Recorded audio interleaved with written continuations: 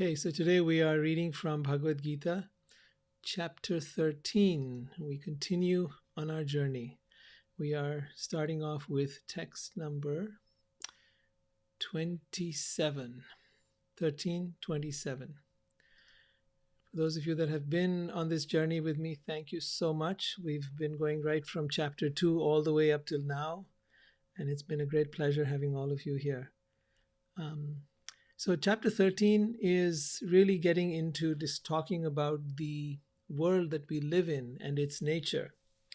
And the nature of, earlier we talked about the soul, we've talked about God, now we're coming into, well, what is this place? Where are we? And why are we here? And what's going on? So in chapter 13 here, Krishna is saying,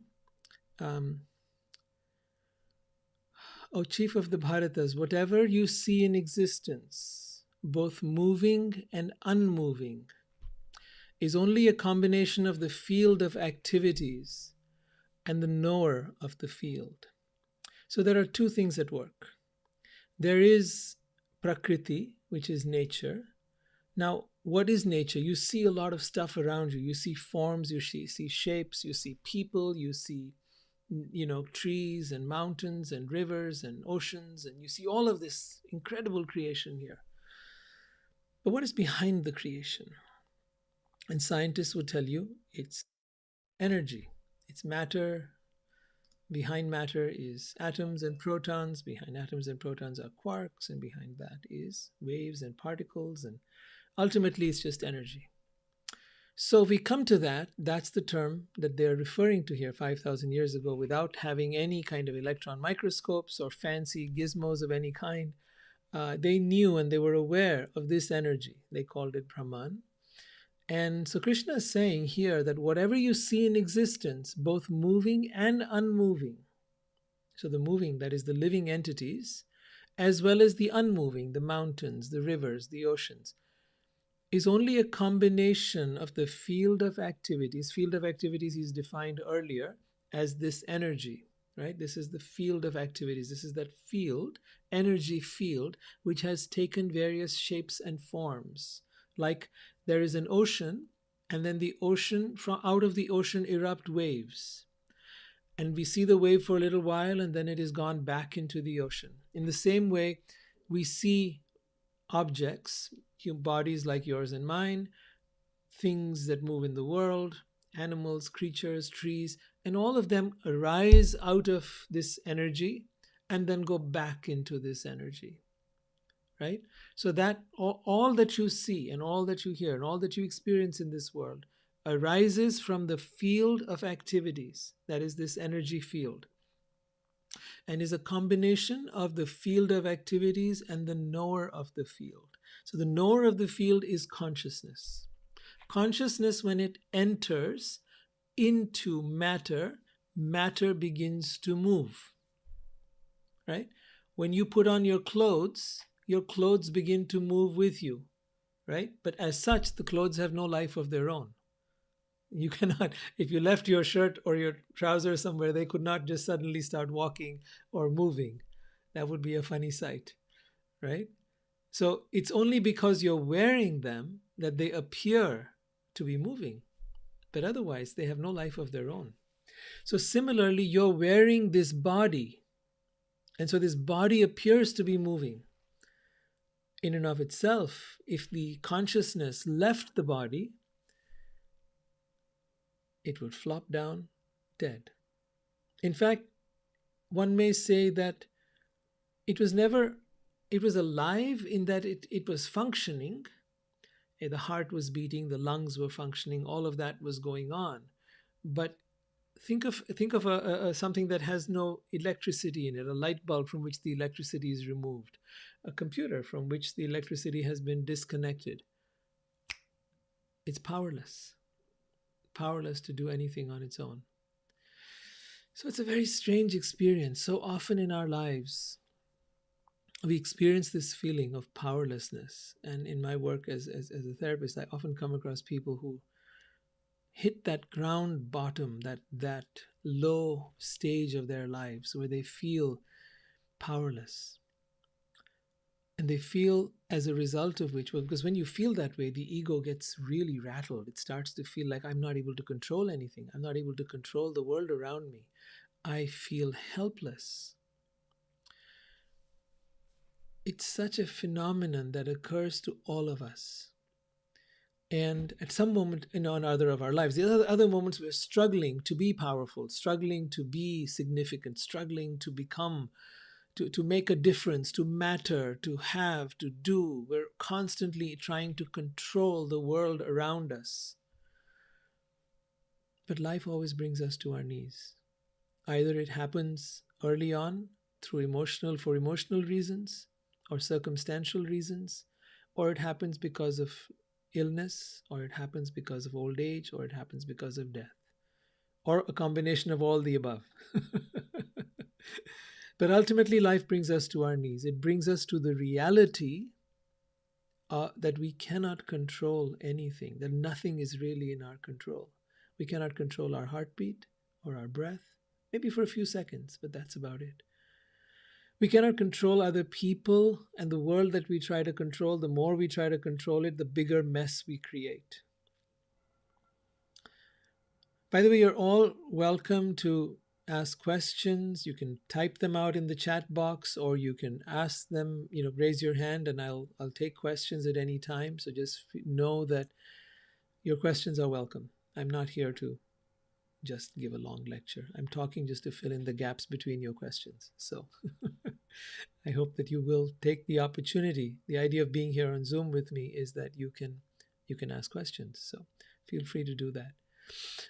Or if some of you are joining on YouTube or Facebook, again, you have the chat area, and I do get all the questions on the chat. So please feel free to do that.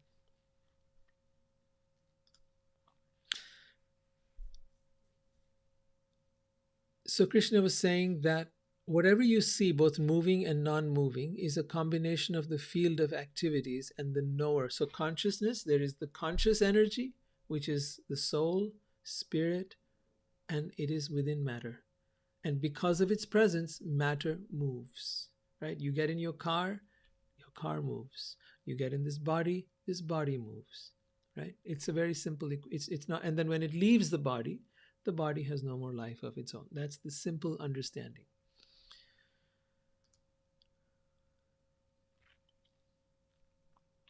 Then he goes on to say, Samam sarveshu bhuteshu tishthanam parameshwaram. This word parameshwaram is very important here. I'll read the verse and then I'll explain it to you. One who sees the Parameshwar, Param Ishwar, the supreme being, right? One who sees the supreme being, the Paramatma or the Parameshwar, accompanying the individual soul in all bodies, and who understands that neither the soul nor the super soul or Paramatma is ever destroyed, actually sees. This is a powerful statement, to see that not only is every person you come across a soul, but also in every person you see, God is present. The Parameshwar, the great controller. See, we do not control anything. We seek to control. But in fact, all our control is ultimately taken away from us. But the supreme controller that controls all the universes, that controls the tides and the waves and the ocean and the seasons and all of that, that resides within each of us along with our soul, our individual soul and the super soul or the Paramatma. Atma and Paramatma both reside within this body. And one who sees that neither the soul nor the super soul is ever destroyed actually sees. So life is never destroyed. Bodies die and bodies are born.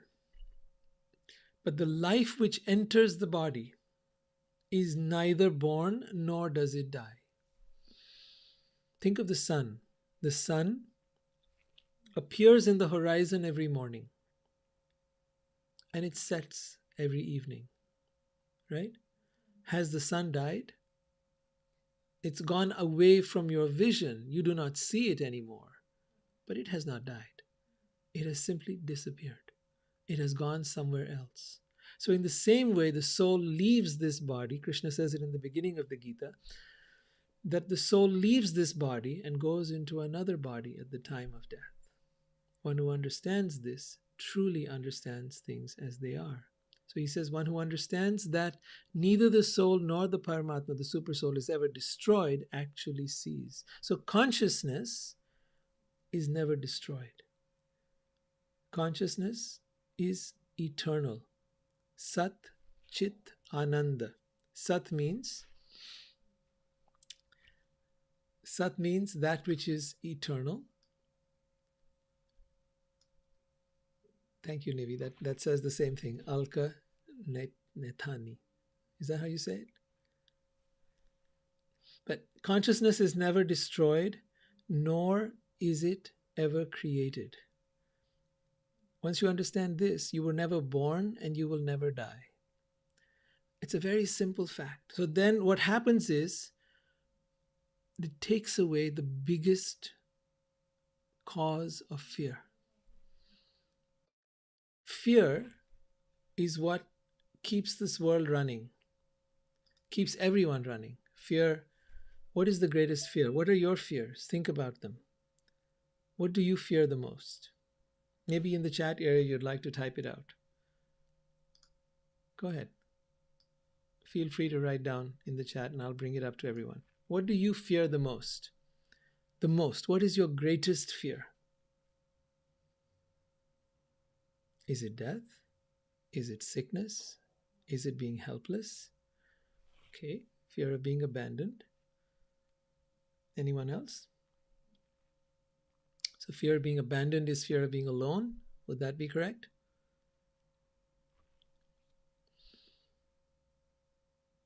Dying. Okay.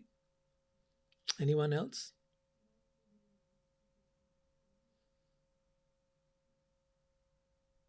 Okay. So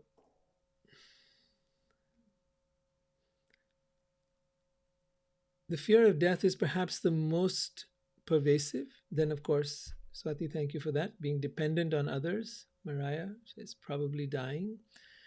And Nivi says fear of being abandoned. Okay. So all of these are our fears. And behind them all, perhaps the deepest of all might be the fear of death. And when you begin to understand that you cannot die, and that then you go one step further, that you are never alone. According to what this verse of the Bhagavad Gita is saying, is that God is present with you right now, always, going through this journey. If this journey means that it's a journey of suffering, if it's a journey of ups and downs, if it's a journey of pleasure, if it's a journey of whatever it might be for you, God is experiencing all of it through you and with you. So in fact, if this is true, then you are never alone. In fact, if this is true, you shall never die. In fact, if this is true, then you are always going to be taken care of. And that's the beauty of this universe. When you start to understand the nature of this universe, you begin to realize that you are safe. You cannot perish no matter what.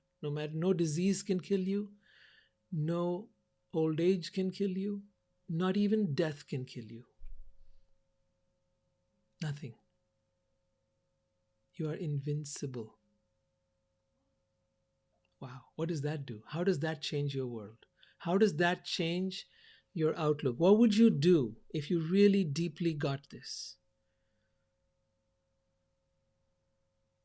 Would you simply try to now become the biggest tyrant on earth because you could not be killed? Because you could. Or would you try to become the person who begins to go deep into why that is so? Because one who goes deep into why that is so begins to understand who they are and who is God. What is the force behind this universe? What makes it so? And one who has understood that has understood the purpose for their existence, for why they're here. You begin to understand that this is a glorious opportunity to be alive in this time.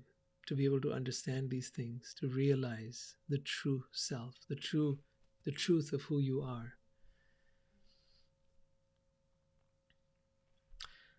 One who sees the Paramatma, the Supersoul, in every living being and equal everywhere, does not degrade himself by his mind. Thus he approaches the transcendental destination. When you see, let me start somewhere else.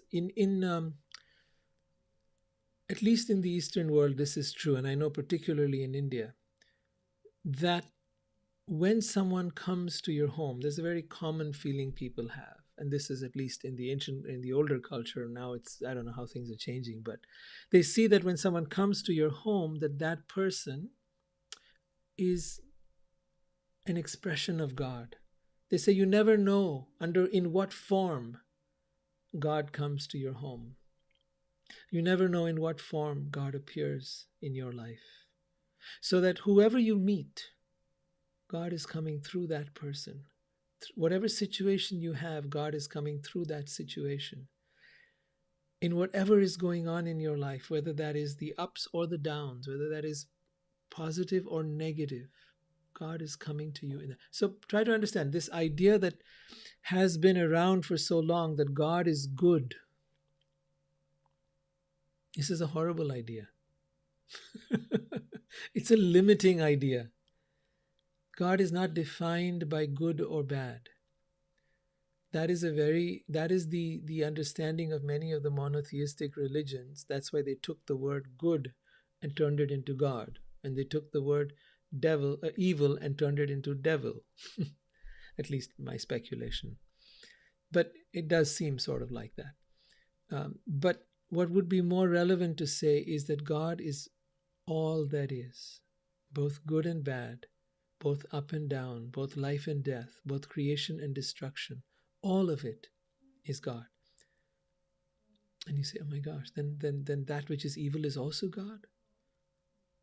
There is nothing that is not God. You're looking at it from the point of view of a human being in a fragile body that can be killed, that can be destroyed, that can be violated, and yes, it appears horrible. But if this was a movie you were watching, it would be an enthralling movie. It would be fascinating.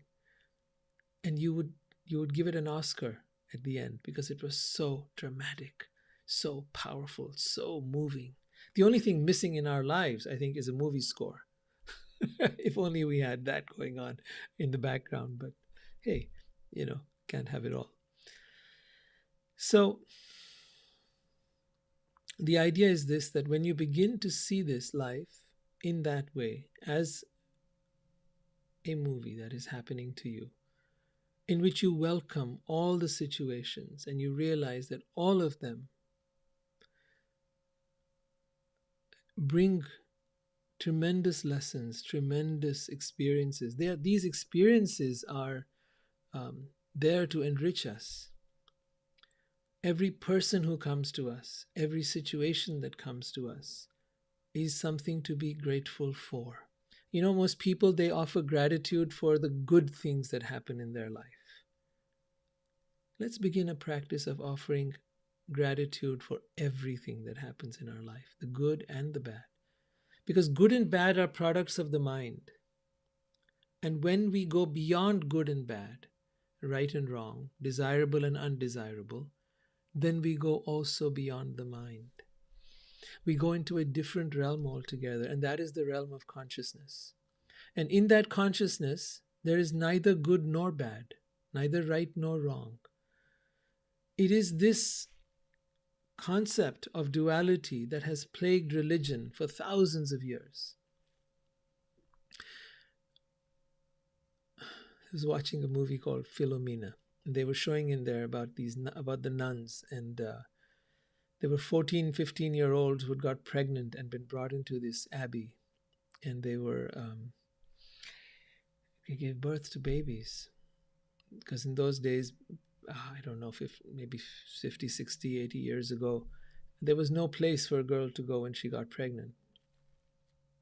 And so these girls had babies, and the babies were given up for adoption very often while those girls were still watching and against their will. It was horrible to watch all that. But then there was this sense of righteousness. They have sinned.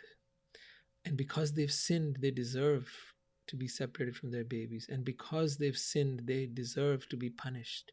And they deserve to never know where that child went. And if that child came looking for the mother, to never find out this sinful mother who had given birth to this child. It was this horrible sense of righteousness. And why? Because they had created a God who they believed would punish people and send them to hell. They had created a concept of sin that was about God condemning people, judging people, punishing people. To all of them, I would say, what you're speaking is an abomination. God would never punish anyone or judge anyone. Judgment is a product of the human mind. Judgment is a product of duality, of a sense of right, of good and evil. But in the mind of God, there is nothing like good or evil. There is no such thing as right or wrong. There are things that will help us lead a better life in this world and help us, be more peaceful and maybe more get along with each other a little better.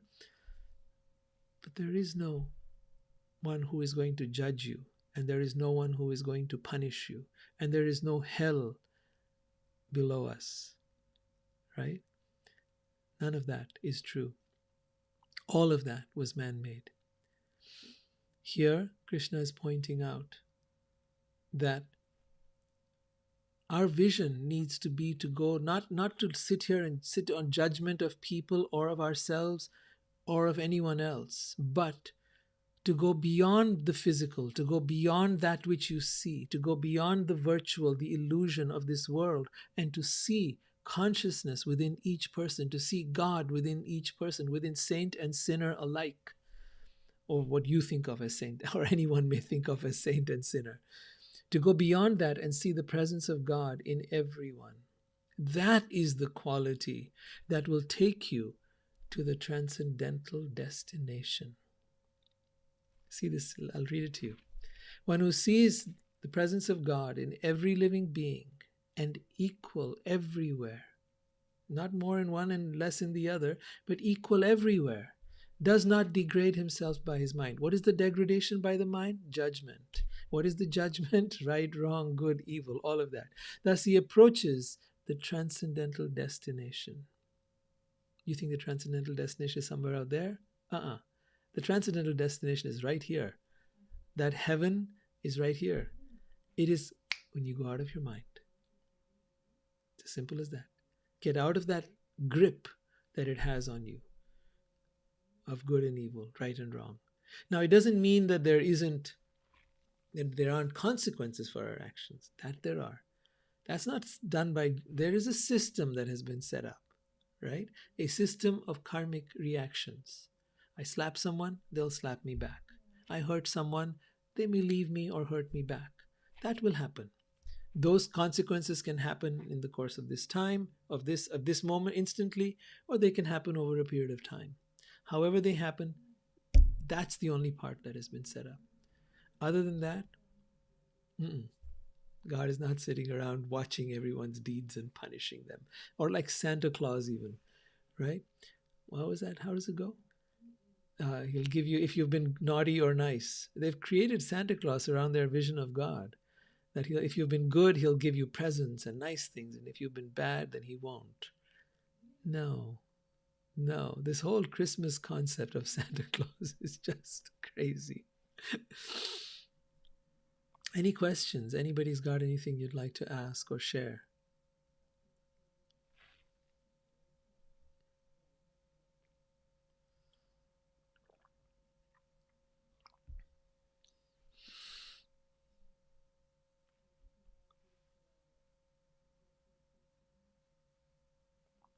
All right, I'll continue. One who can see that all activities are performed by the body, which is created of material nature, and sees that the self does nothing, actually sees. So there is seeing which is happening through your senses, and then there is seeing that is happening at a deeper level, insight, the ability to look through, to see past the world of matter. We all have this ability. Just like when somebody drives past you, you know that that person's gaze is on you. You can tell, right? Similarly, you may be thinking of a friend and they might pick up the phone over there, somewhere else, maybe thousands of miles away. Or they might call you. May not pick up the phone, but they might call you. We have the ability to do things beyond material nature. So here Krishna is talking about seeing beyond the material nature and to experience the self. You say someone is your friend, you say someone is your lover, you say someone is your partner, your husband, your wife. But have you really met them? You've met their body. Have you met their soul? How do you meet somebody's soul? How do you experience someone's soul? Would anyone like to share? What is it like? Where do you meet someone at their soul level? How do you meet somebody there? What does it take? What is the process? Have you ever thought about it? Because if the soul is the real person, then how do you meet that soul? How do you connect with that? Is there a way? Or are we just destined to only see this covering? Because this covering will change. You were young at one point and you're with somebody who's your friend or partner or husband or wife, and they will get old. And then one day they'll be on their deathbed and you'll still be there looking at them, but they would have changed so much.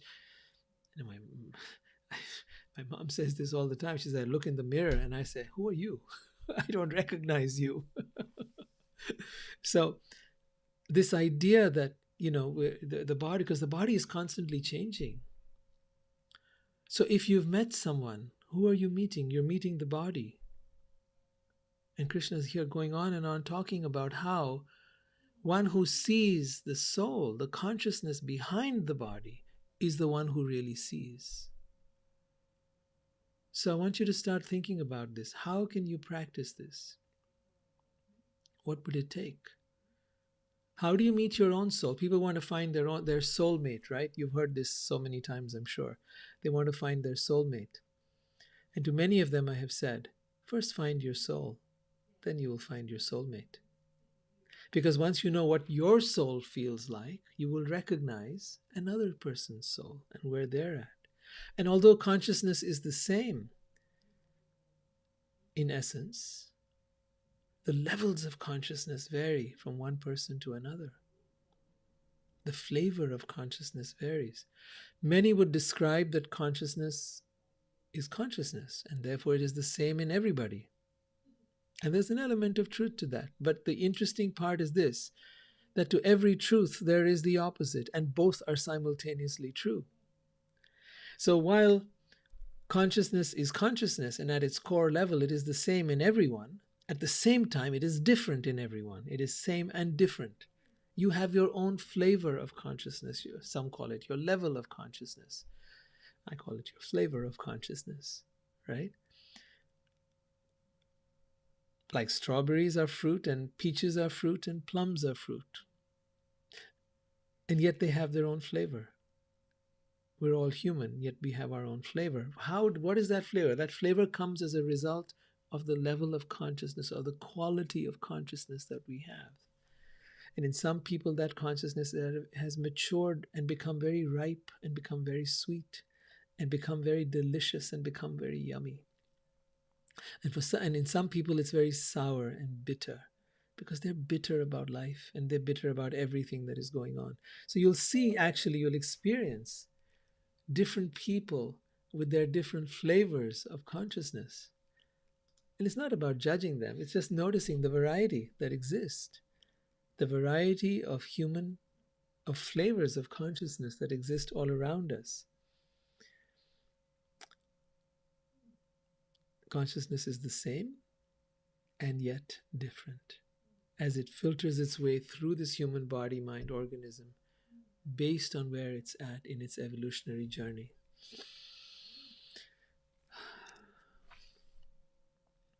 So Krishna is saying here that when you see that all activities are performed by the body, which is created of material nature, sees that the self does nothing.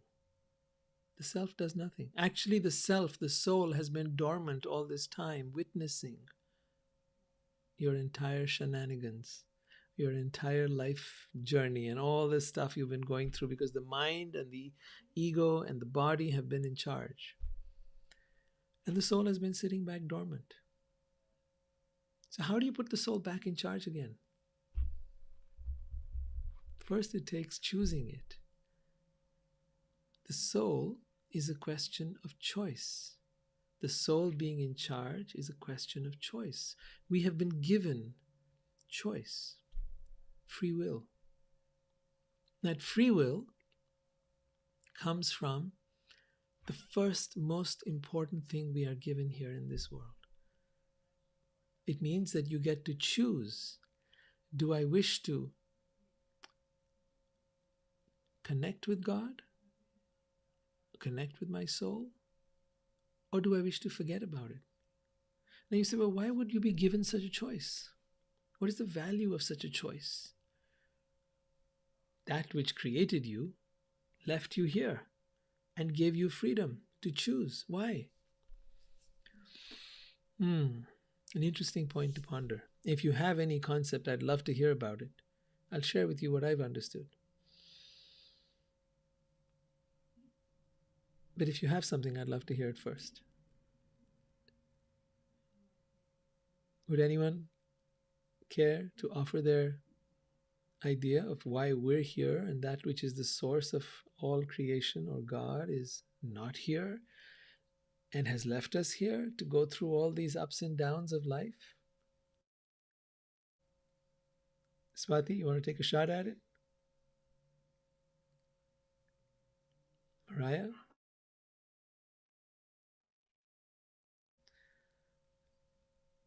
Okay, if you are going to say something, otherwise, are you going to say? Just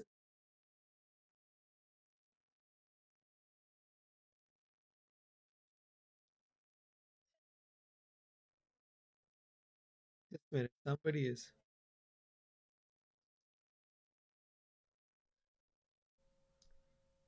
Okay, I think I have to mute one. Yes. Mm,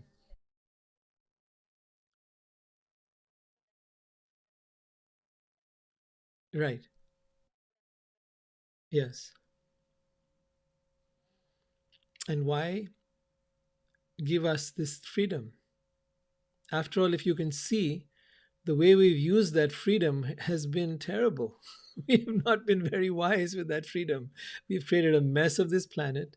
We create a mess with our bodies, and we create a mess in our interactions with each other. We'll fall in love with somebody and create a mess of that relationship. We'll be in this body and we'll make a mess of this body. We don't know how to quite handle it. We will we're not very sensible creatures, right? So why would we be given this free will?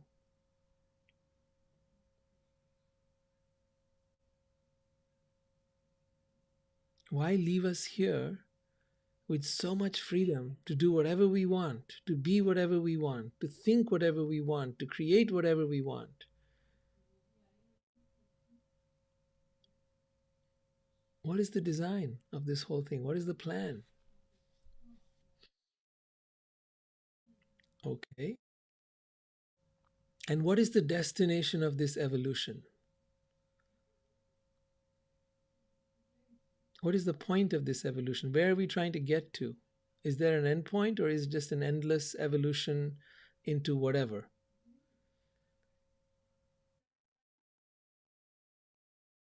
We reunite. So I think now you're getting somewhere. I'll put forth, but let me first listen to Mariah. Mariah,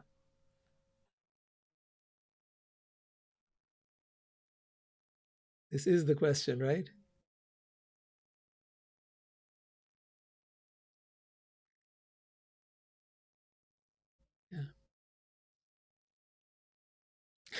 Yeah. Wants to have some great movies.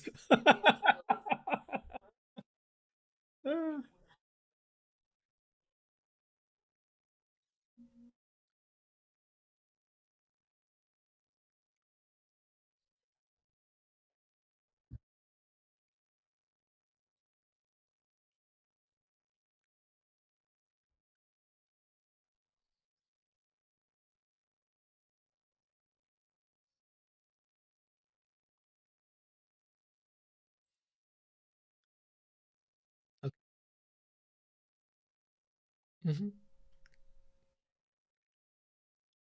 Okay.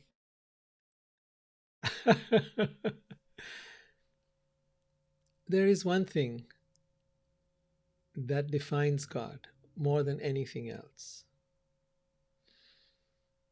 And that one thing,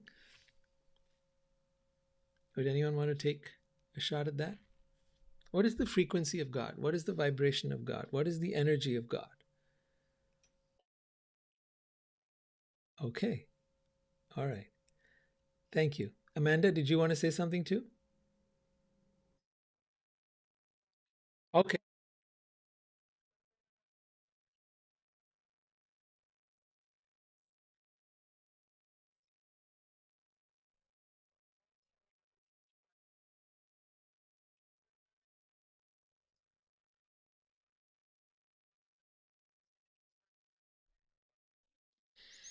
Okay.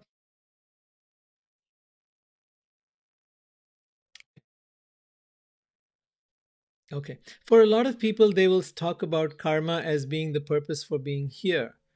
And no, karma is incidental. Karma is what we acquire in the process of being here. But karma is not the intention of this world.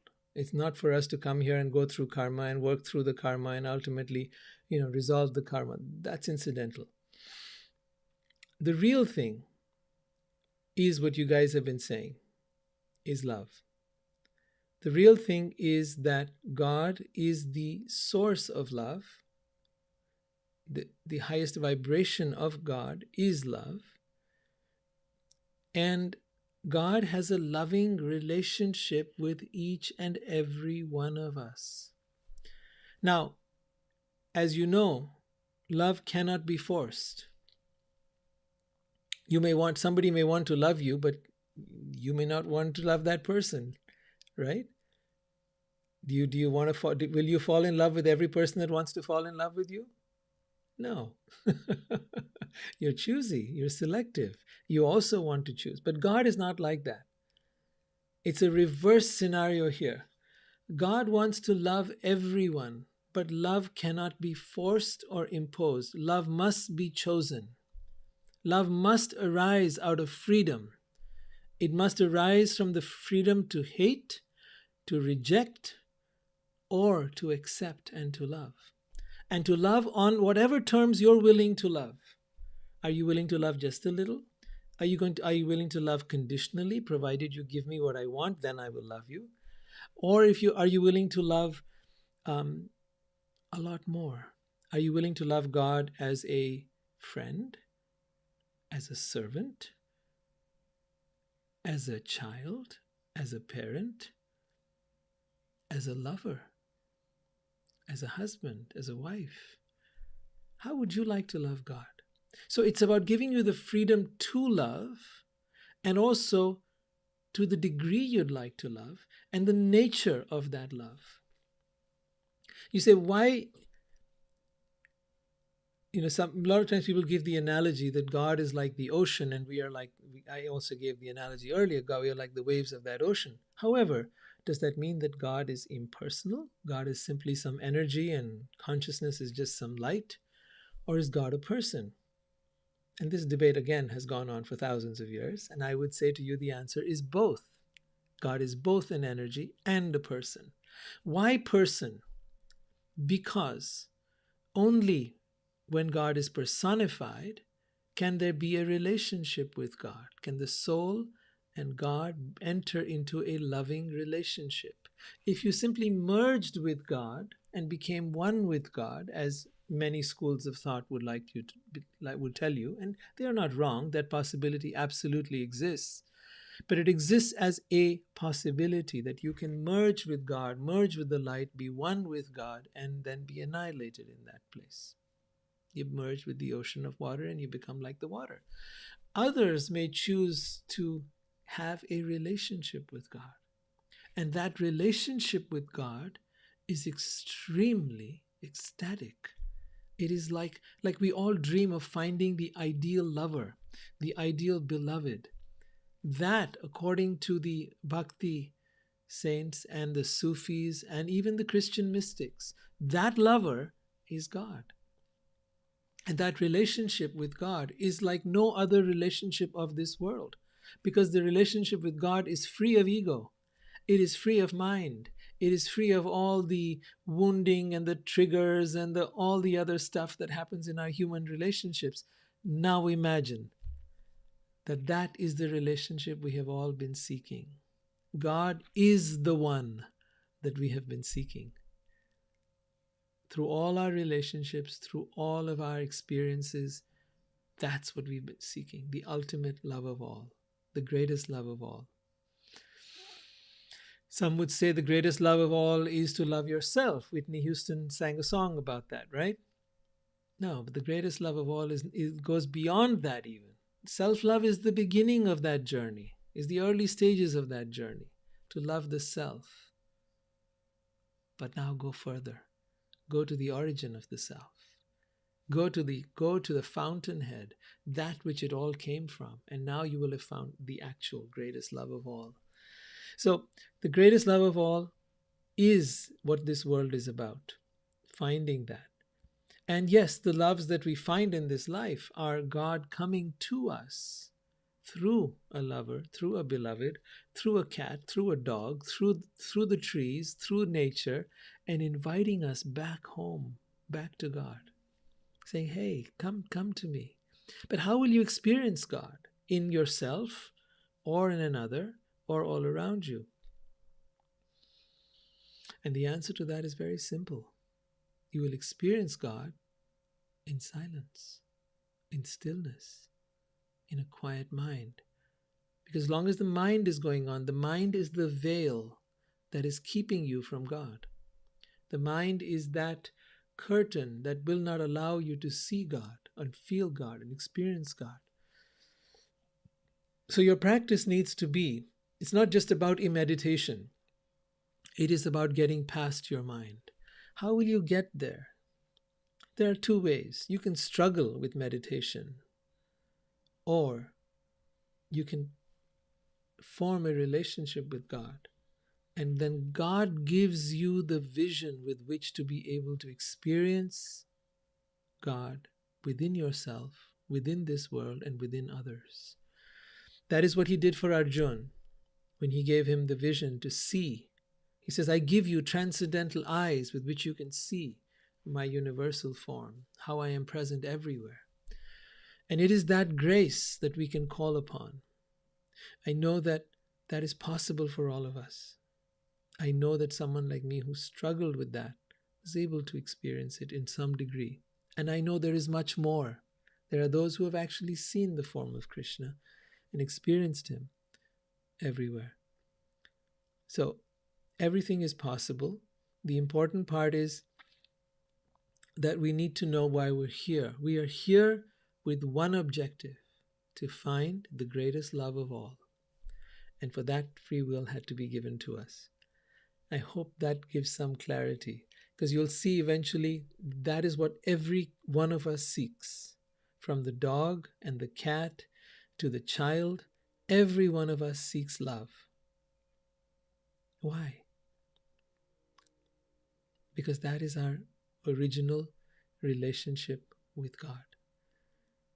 It is that we have come to discover. So we've been given the freedom to do anything and everything, be anything and everything, have anything and everything you desire.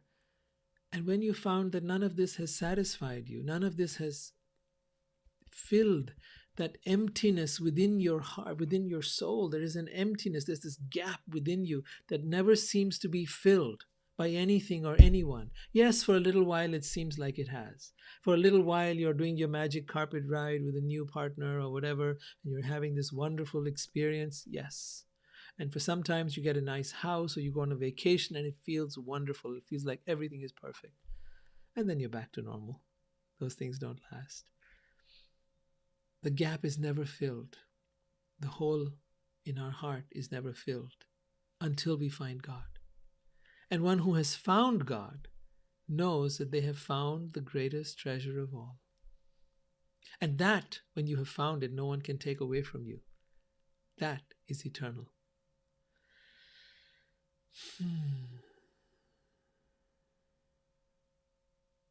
It's such a beautiful thing to understand. So, what is this loving relationship with God? That is why Krishna comes to this world, to show us what that could look like. And I encourage you to read the book of Krishna's stories. You'll find it on Amazon, KRSNA. I think it's on Kindle. It's available on Kindle. It's available on hard copy, paperback, whatever version you want. It's available everywhere. So these are all stories about the life of Krishna. And within those stories, you will see a number of things. You will see the different kinds of relationship people at that time, 5,000 years ago, had with Krishna. And then you will be able to say, oh, so if God was a being, and if that being had a loving relationship, we had a loving relationship with God, then these are the different possibilities of what that relationship could look like. And this is what God would be doing: having fun, being playful, being silly, being childlike, being adorable, being charming, being just and endearing to everyone. That is what the Krishna stories show you. Now, somebody may question, is this true? Is this false? Look, these books were written by the most saintly people, the most evolved souls that have lived on this planet. So I don't think they were out here trying to weave a story and just kind of, delude us with more delusions than we already have. They were trying to invite us to another possibility. And even if you say, okay, historically, I don't know, because historically there is evidence for Krishna's being here. Absolutely. But even if you want to continue to play the doubtful, what is it, doubtful Thomas or whatever, you want to continue doubting, all right, let's continue doubting. What if? Then you play at the level of what if. What if God could personify itself, that is the energy, divine energy, could personify itself? What if that energy or personified could have a relationship with us? And what if that relationship was one of love? And what would that love look like? And what would that God do? So that is where the possibility comes up, where you look at the life story of Krishna and you begin to understand, so from that perspective too, it makes sense. Okay, this is very, very interesting and very heartwarming to know that God's not just some fellow sitting up in the clouds with a bunch of angels playing on harps. That kind of sounds boring. But rather, he's full of adventures and all kinds of exciting things to do, and every day is a new adventure. That's what it's like to be with God. So, similarly, now, what is the consequence of all of that in our day-to-day lives? We now begin to understand that we come from somewhere else. We come here for a purpose. We do not belong to any of this, neither to the story that we have of this life, or of our body, or of our mind, but rather we've come here to discover who we are and who is God. That is the only two things we've come here to do. Who am I and who is God? Two big things. When we understand these two things, we have, well, I guess my fingers are showing the symbol for peace. We have peace. We have peace, and we no longer suffer. Although there may be pain and there may be, the stuff of the world, but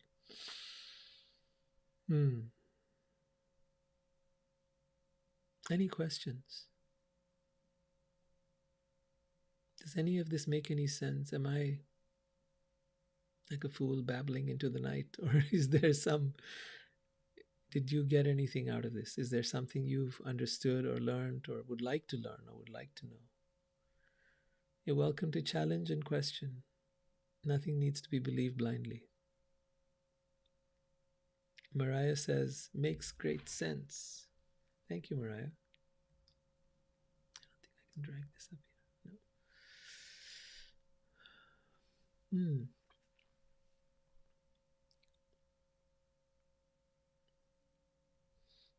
Amanda says, thank you. This is a beautiful teaching. Thank you, Amanda. This is the little I have learned along the journey, and I'm honored to be able to share it with you. So I'll continue a little bit more on the Bhagavad Gita before we end. When a sensible person ceases to see different identities which are due to different material bodies, he attains to the Brahman Conception. Thus he sees that beings are expanded everywhere.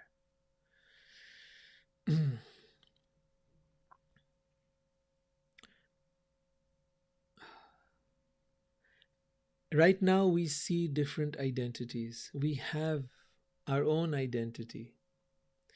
One of the most powerful things that life does to us, whether we like it or not, is it rips off our identity from us. It takes away any illusions of identity that we have. So, how does it do that? Well, it does that by the ups and downs of life. So, if you were rich, you may become poor. If you were poor, you may become rich. If you were young, you will definitely become old. And if you were old, you will certainly die. So, all of this will happen. All of these are changes of identity. You were at some point considered maybe average, and somehow you may rise up in some field of endeavor and be seen as extraordinary. Or you may have been seen as extraordinary and you may somehow be seen as average. You may have seen yourself as a father or a mother, or a husband or a wife, or a whatever, and you may find that that identity gets ripped away from you. Perhaps a divorce, perhaps some situation arises, perhaps someone dies, perhaps someone leaves. And when those things happen, our identity is ripped from us. And when our identity gets ripped from us, our ego suffers greatly. And when our ego suffers, we experience what has often been termed as an ego death. Maybe some part of that identity is getting ripped or being torn to pieces. And we suffer greatly. What suffers? The ego suffers. But within that suffering, if you understand the beauty of that suffering, you understand what is actually happening and why it is happening. When the ego is ripped and torn to pieces, that ego death, which the Sufis call fanha, which is called annihilation of the ego, even if it's partial or it is entire, like the dark night of the soul is where the entire identity is completely shaken up. But there are little breaks, little things like that that happen in the course of our life. Every time that happens, we get an opportunity to look past the veil of this body, of the illusion of who we think we are. Who we think we are is the illusion. Who we think we are is not who we are. You have to go past who you think you are to arrive at the person, to who you really are. So when he says, when a sensible person, means an enlightened person, a wise person, ceases to see different identities, right? Different forms. When I see you, I don't just see you as your body. I don't just see you as your skin color or as your race or as your nationality. I no longer see you as just, rich or poor. I no longer see you as for the deeds you've done, the good or bad deeds you've done, whether you're a saint or a sinner. I no longer see you with that. When you person ceases to see different identities which are due to different material bodies, and of course minds and egos, he attains to the Brahman Conception. So it means that now you are seeing with divine eyes. You are no longer seeing with the eyes of duality, with the eyes of your mind. You are seeing as God sees. That's what it means to attain to the Brahman Conception. Thus he sees that beings are expanded everywhere. So now, when you see a man, you see a being. When you see a woman, you see being. Being as in soul, right? When you see a dog, you see soul. When you see a cat, you see soul. When you see a cow, you see soul. And now you realize that beings are expanded everywhere. There is nothing other than that. All the forms are just temporary identities. Today you're in a female body, tomorrow you'll be in a male body. Today you're in a male body, tomorrow you might be in a female body. Or if you haven't taken good use of this, made good use of this human existence, perhaps an animal body. But you got questions on that, we'll take it up another time.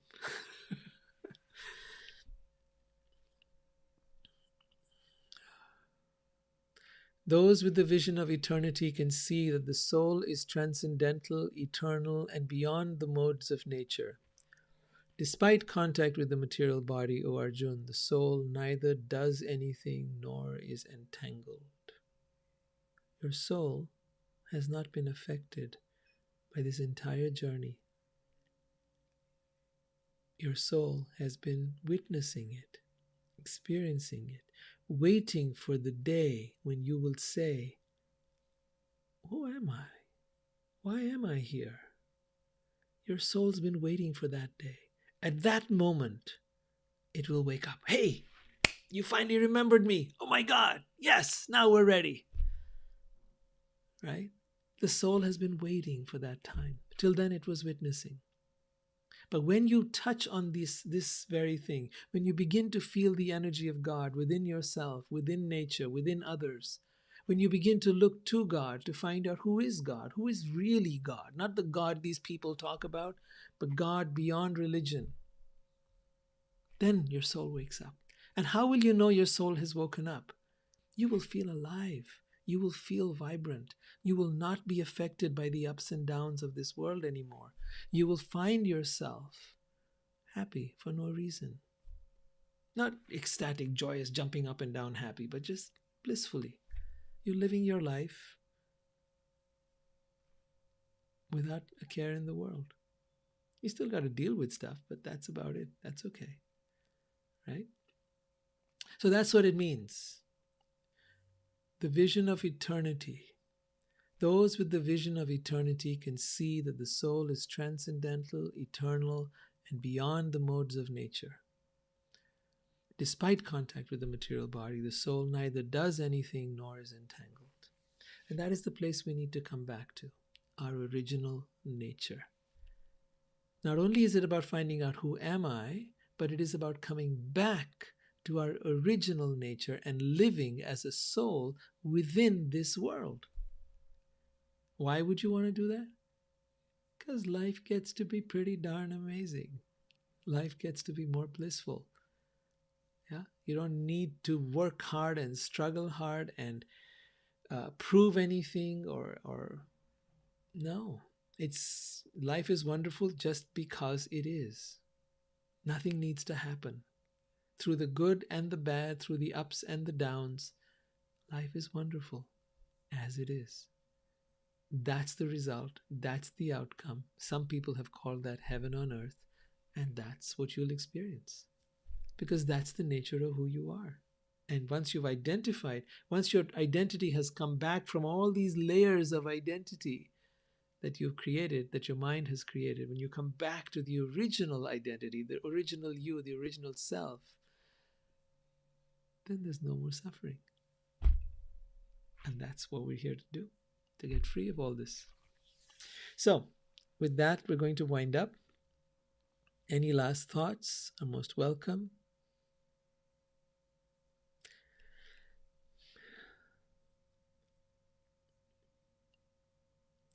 Any questions at all? Any comments? Anything at all? Sure. Show your video for a second while you're talking. Thank, thank you.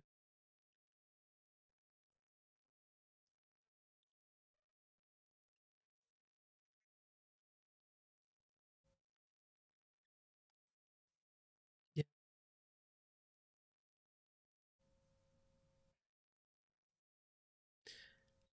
You first find yours, okay? And you will find it when your mind is quiet. So as your thoughts settle down, you will actually connect with your soul. You will feel the peace that is coming from, for some reason, you're feeling peaceful inside.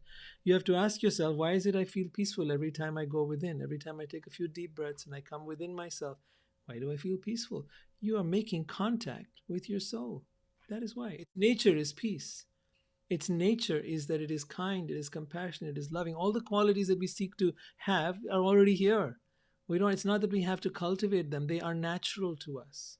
Now, once you're able to do this, and you're able to really get back in here steadily through some practice that you may have of meditation, then in stillness, you will be able to recognize the soul of another. So if you notice when people first meet, they might hold hands or they might kiss. When lovers get together, they might kiss each other. Now, what are they doing? If you really stop and look at it, they have closed their eyes, they have focused their attention on their lips. They're actually meditating. They don't even realize it, they're meditating. And in that meditation, they connect with each other at a very deep level. They connect with each other's souls. Now, you know what happens after a little while? Yeah, they'll meditate, they'll have sex, they'll do whatever. And after a little while, their mind will come in the middle. You're my boyfriend, you're my girlfriend. Now, you'd better not do this and you better not do that. And now the ego has stepped in and the mind has come in, and soul be damned. I will now try to control you. I will now try to possess you. I will now try to make you mine. And the result of that is the mind has come in such a big way, you will no longer feel the presence of any soul, right? You have just destroyed. See, love does not thrive in that place. The soul cannot be felt in that place. But that's a whole other question. I have another meetup that I do after this. You're welcome to come there. It's called the Loving Soulfully Meetup, and we do discuss relationships there. So if you like, hang on in here. I'm going to end this, and then at 8:15 we start that. Meanwhile, let me just say goodbye to everyone. Thank you so much for being here. It's a pleasure having you. Thank you, thank you, thank you. Most grateful to all of you who have been here. Your encouragement, your love, your support has meant the world to me. Thank you. And we'll end with this. And this same link, same place, stay on if you want to stay for the next thing, which is all about relationships. So if that's of interest to you, stay on. I'm going to end this part here. Jai Shri Krishna. Hare Krishna.